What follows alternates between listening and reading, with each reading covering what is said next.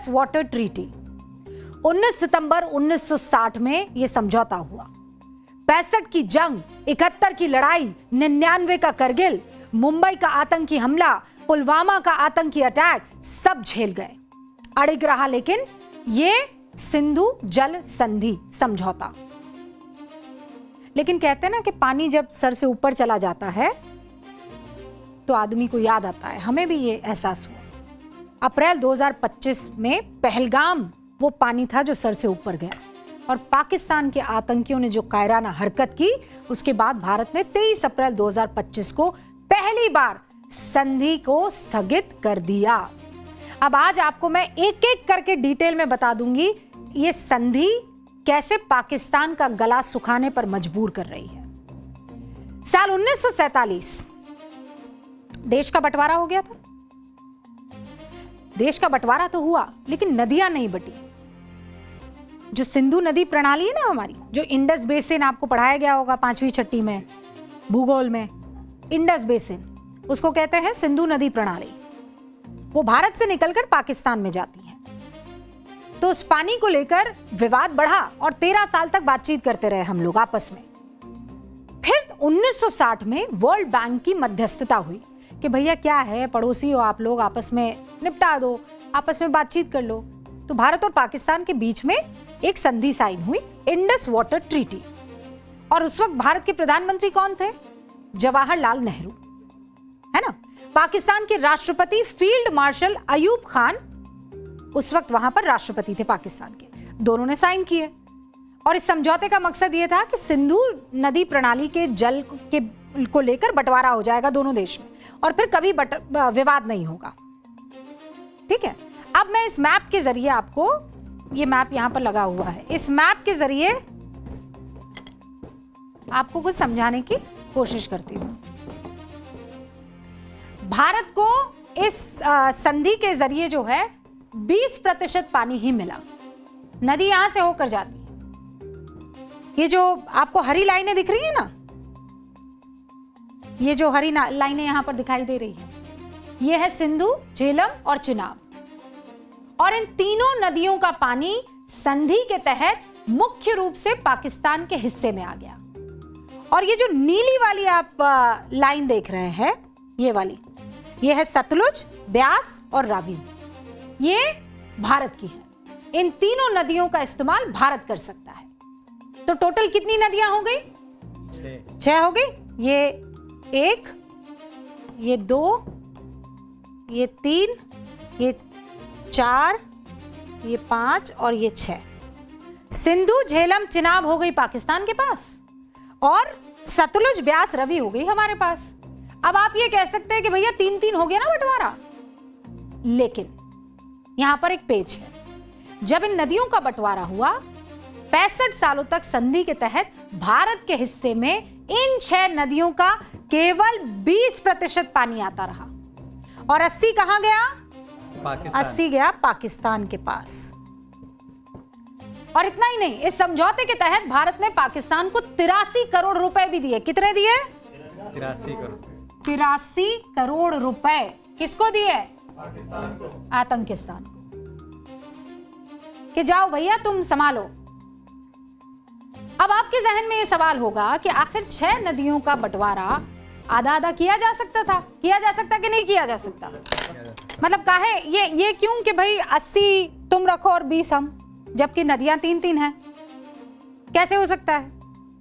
ये सवाल आपके मन में आया? अब ऐसे ही सवाल कुछ लोगों के मन में तब भी आया। नवंबर 1960 का वो टाइम था जब लोकसभा में देश के तत्कालीन प्रधानमंत्री पंडित जवाहरलाल नेहरू से ये सवाल किया गया।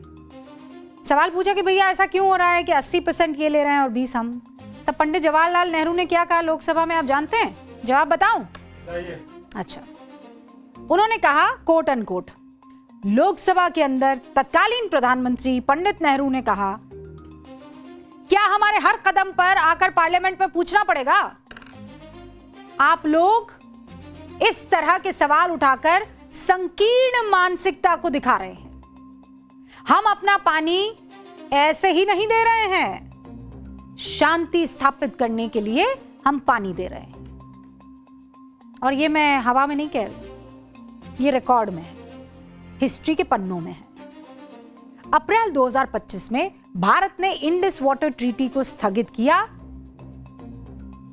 और उसके बाद सब कहने लगे कि ये क्या है, इंसानियत का तकाजा नहीं है, आप ऐसा नहीं कर सकते हैं। लेकिन ये बात आप समझ लीजिए कि पाकिस्तान को भारत बिल्कुल पानी नहीं भेज रहा है, ऐसा नहीं है।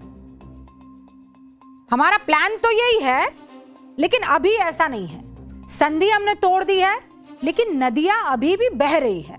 अब नदी को आप समेट तो सकते नहीं, उसके लिए टाइम तो लगेगा ना। लेकिन बदला क्या है?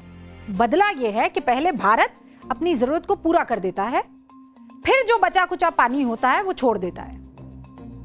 पहले ऐसा नहीं करता था, पहले जो संधि थी उसके हिसाब से छोड़ता, लेकिन अब वो पूरा जो इस्तेमाल कर रहा हूं, जो बचेगा फिर छोड़ देंगे भैया। इसी से पाकिस्तान परेशान है। पाकिस्तान का वो अखबार है ना डॉन, उसने दावा किया है। क्या दावा किया है ये नीचे देख लीजिए जल्दी से। क्या है दावा? राइस नहर में 8,700 क्यूसेक के मुकाबले अभी उनको मिल रहा है केवल 5,300 क्यूसेक पानी, यानी 38% की कमी है। फिर दादू नहर लाइए, वहां पर पहले आता था लगभग 5,000 क्यूसेक पानी, उसकी जगह कितना मिल रहा है? 82% कम मिल रहा है, 860 क्यूसेक ही मिल रहा है। फिर आ जाइए आप नॉर्थ वेस्टर्न नहर, वहां मिलता था लगभग 6,200 क्यूसेक पानी, लेकिन अभी कितना मिल रहा है? 2100। कमी कितने की है? 64.1% की कमी, यानी भारी भरकम कमी है ना। पाकिस्तान का यह हाल तब है जब भारत ने पूरी तरह से पानी रोका नहीं है, लेकिन जैसा मैंने आपको बताया पूरी तैयारी है। कैसे तैयारी है?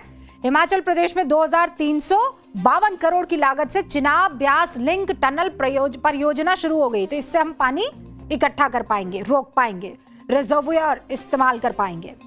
8.5 किलोमीटर लंबी एक सुरंग चिनाब नदी में एक्स्ट्रा पानी को ब्यास बेसिन तक पहुंचा देगी। झेलम और चिनाब नदी पर कई बड़े हाइड्रो पावर प्रोजेक्ट्स पर काम जारी है। 1000 मेगावाट का पाकल दुल प्रोजेक्ट जम्मू कश्मीर के किश्तवाड़ में, चिनाब नदी पर दुलहस्ती स्टेज 2 जल विद्युत परियोजना को मंजूरी मिल गई है। फिर चिनाब नदी जो कश्मीर में है, वहां 31,380 करोड़ रुपए से बनने वाली 1,856 मेगावाट की सवालकोट परियोजना को मंजूरी मिल गई है। जम्मू कश्मीर के ही किश्तवाड़ में ऐसे ही एक 850 मेगावाट का रैटल प्रोजेक्ट जो है वो बनेगा, इसकी हरी झंडी मिल चुकी है। अब यही चिनाब नदी सिंधु जल समझौते के तहत पाकिस्तान के हिस्से में थी। अब भारत का संदेश साफ है, पहले आतंकवाद बंद करो, फिर पानी पर बात करेंगे। ये परेशान नहीं है पाकिस्तान, अब सूखा हो रहा है एकदम। और जब आप एकदम मरने की कगार पर होते हैं ना, तो फटने की कोशिश करते हैं, धमकियां देने की कोशिश करते हैं। वो हिना रब्बानी है ना, जो पाकिस्तान की पूर्व विदेश मंत्री हैं, वो कह रही है कि भारत धूर्त राष्ट्र है।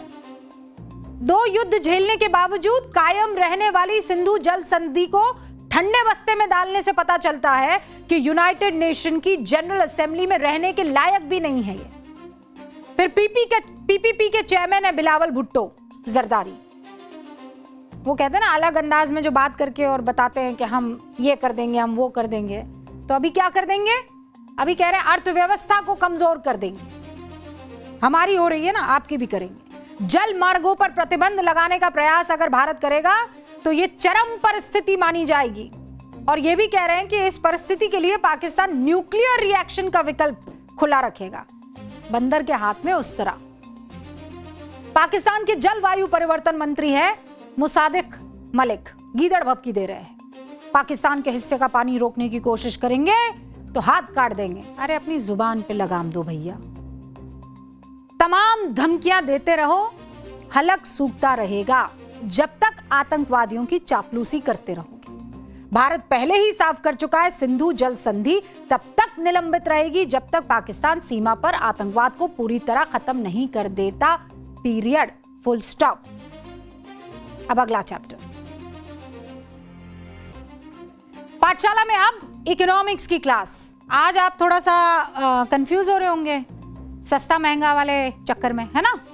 कोई कह रहा होगा सस्ता है, कोई कह रहा है महंगा है। हाँ राजा, ऐसा हुआ है? तो पूरा नंबर गेम बताते हैं आपको। पाठशाला में इकोनॉमिक्स की क्लास लेते हैं। देश की तिजोरी भर रही है। डेड इकोनॉमी, आर्थिक सुनामी, कुछ नहीं हो रहा ऐसा। जुलाई महीने की आज पहली तारीख है। कौन सी तारीख है आज? पहली तारीख 1 जुलाई। डॉक्टर्स डे भी आज।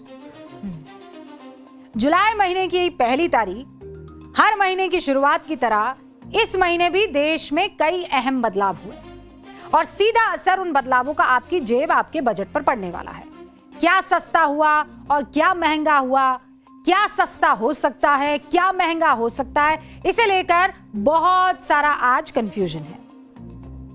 फलाना चीज सस्ती हो गई, फिर जैसे ही पढ़ेंगे दूसरा आएगा, मॉनसून आ रहा है, ठीक से नहीं आ रहा है, फलानी चीज महंगी हो जाएगी, फलानी कंपनी ने कार के दाम बढ़ा दिए, फलानी ने घटा दिए। इसीलिए पाठशाला की इस इकोनॉमिक्स की क्लास में आज सारा कंफ्यूजन क्लियर करती हूँ। और नंबर कभी झूठ नहीं बोलते। कौन झूठ नहीं बोलता?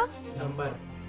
फैक्ट्स बिल्कुल सीधे और सपाट होते हैं और इन्हीं नंबर्स ने झूठ फैलाओ गैंग की बोलती बंद कर दी है। राहुल गांधी और कांग्रेस पार्टी सालों साल से जिस जीएसटी को फेलियर बता रही है, गब्बर सिंह टैक्स कह रही है, आर्थिक तौर पर देश की धराशायी होने वाली योजना बता रही है, आज वो सारे दावे, सारी दलीलें औंधे मुंह गिर गए। एक एक करके समझाती हूं आखिरकार हुआ क्या। अच्छा, ज्यादा समा बांध दिया? ठीक है, पॉइंट पर आते हैं। कमर्शियल गैस सिलेंडर औसतन 180 रुपए तक सस्ता हुआ। दिल्ली में इसकी कीमत 2930 हो गई है। पहले ये कितना था? 3। ये आपको कैसे पता? 3113 बगल में लिखा हुआ है। पहले मिल रहा था और अब मिल रहा है 2930 में। इसका मतलब क्या है उसको समझिए। कमर्शियल एलपीजी यानी रेस्टोरेंट और होटल्स में इस्तेमाल होने वाला एलपीजी, आपके घर का 14 किलो वाला सिलेंडर नहीं, उसके दाम में कोई बदलाव नहीं हुआ है। अब आप सवाल करेंगे तो इससे हमारा क्या फायदा मैडम, बताइए। एग्जाम्पल के जरिए बताती हूँ, ठीक है। चलिए बोर्ड बाबू का रुख करते हैं। बोर्ड बाबू शुरू करें? Yes ma'am. दुकान, नाम बताओ दुकान का, कोई जल्दी बताओ। किरण दुकान। चलो भाई, किरण का किरण, किरण दुकान। अच्छा चलो भाई, क्या बनाते हैं? समोसे कचौड़ी। समोसे कचौड़ी, ठीक है भाई। समोसा कचौड़ी आप समझ जाइए, ठीक है। समोसा बेचा जाता है किरण दुकान पर, ठीक है। अब यहाँ पर किरण जी जो इस्तेमाल करती हैं वो करती हैं कौन सा सिलेंडर? Commercial cylinder. 180 रुपए घट गए हैं, ठीक है। मान लीजिए किरण जी हर दिन 3 सिलेंडर यूज करती हैं। कितने कर रही हैं? 3 सिलेंडर, ठीक है। तो 3 सिलेंडर पर 180 कम करेंगे तो कितना होगा? जल्दी बताओ कितना होगा? 180 इंटू 3 कितना हुआ? 540। अच्छा 540। अगर इसको महीने में ले जाएंगे तो कितना होगा? एक महीने में कितनी बचत हो जाएगी? एक महीने में ये बचत हो जाएगी 16,000 रुपए। कितना बचा लिया?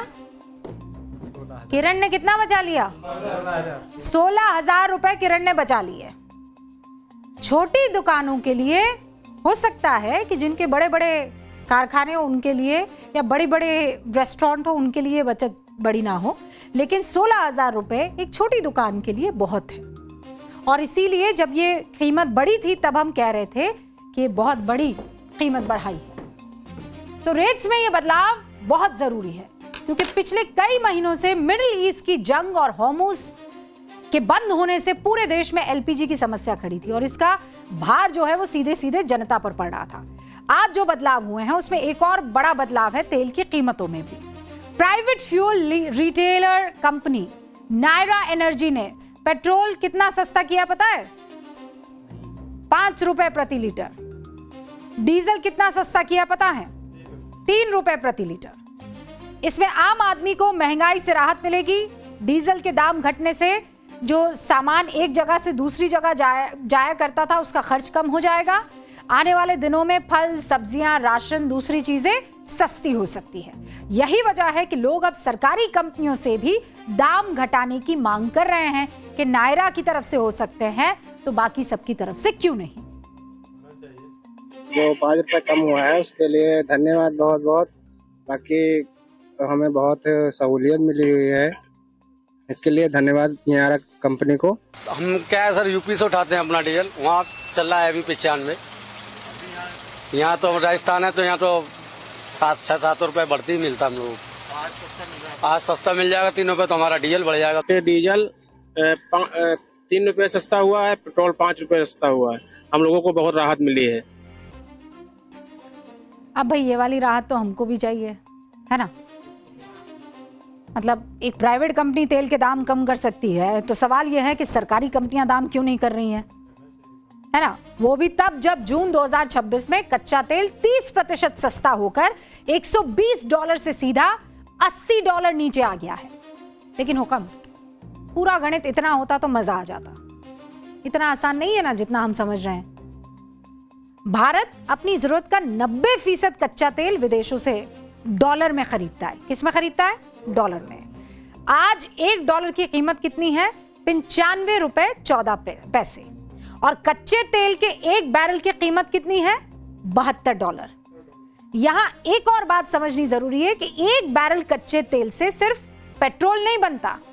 1 बैरल से करीब 72 से 78 लीटर पेट्रोल, 38 से 46 लीटर डीजल, 8 से 10 लीटर एलपीजी और दूसरी चीजें बन जाती हैं। इसी वजह से पेट्रोल की कीमत सीधे 159 से डिवाइड करके आप नहीं निकाल सकते। समझ गया? 1 लीटर कच्चे तेल की कीमत लगभग 66 रुपए हुई। अब आप कहेंगे तो फिर हमें 100 से ज्यादा क्यों चुकाना पड़ा है पैसा? अब इसके पीछे की वजह बताऊं? 3 कारण है। रिफाइनिंग, मुनाफा। कच्चे तेल को पेट्रोल में बदलने में करीब 3 रुपए प्रति लीटर का खर्च आता है। मतलब कच्चा तेल आया, अब उसको पेट्रोल भी तो बनाना है, रिफाइन करना पड़ेगा। रिफाइन करने के लिए बड़ी बड़ी मशीनें लगेंगी, बहुत रिस्की दूसरी चीजें होती हैं, तो उसमें 3 रुपए प्रति लीटर का खर्च आता है। और तेल कंपनियां और पेट्रोल पंप डीलर्स का मुनाफा भी उसमें होता है, 3 रुपया प्लस मुनाफा, तो मिलकर इसमें लगभग 16 से 21 रुपए जुड़ जाते हैं। ठीक है। फिर दूसरा है टैक्स का खेल। पेट्रोल डीजल की आधी कीमत तो सिर्फ टैक्स ही है भैया। केंद्र सरकार इस पर एक्साइज ड्यूटी लगाती है, राज्य सरकार अपना वैट लगाती है या सेल्स टैक्स जो है वो वसूलती है। आपको पता है कौन कौन से राज्य सबसे ज्यादा वैट और सेस लगाते हैं? आइडिया? तेलंगाना, केरल, कर्नाटका, TKK। क्या हुआ? तेलंगाना, केरल, कर्नाटका। अब यहां किसकी सरकार है? नहीं बाबा, दूसरों की भी है। पहले ये याद कर लीजिए कि ये जो तेलंगाना और केरल की हम बात कर रहे हैं, यहां पर वही लोग हैं जो डेड इकोनॉमी और आर्थिक सुनामी वाले डायलॉग दे रहे हैं।